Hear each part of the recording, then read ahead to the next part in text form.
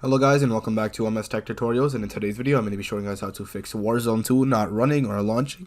And to get started, the first thing I'm going to do is open up Steam, and once you get into Steam, I do not have the game downloaded sadly, but what you're going to do is find Call of Duty Warzone 2, and I'll use Aim Labs for an example, or as an example. What you're going to do is go to Properties, you're going to go to Local Files, and you're going to click on Verify Integrity of Game Files.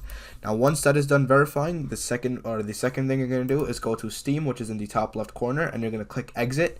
And this is basically just going to like forcefully close Steam, and then you can reopen Steam, and then you can check to see if the error code has been fixed or if the problem has been solved, and try reopening Call of Duty Warzone 2.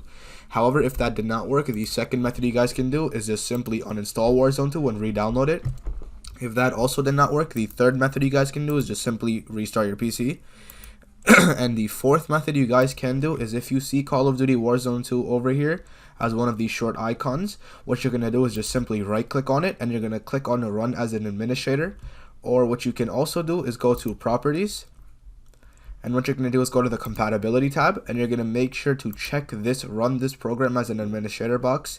And you're also going to check on the compatibility mode, and you're going to make sure this is set to Windows 8. Now once you have done all of that, you can click Apply, and then you can click on OK, and then you can check to see if the game is working that way. And hopefully that does fix the problem. And yeah, that is it for the video. Thank you guys for watching. Make sure to give the video a thumbs up, subscribe to the channel, and have a great day.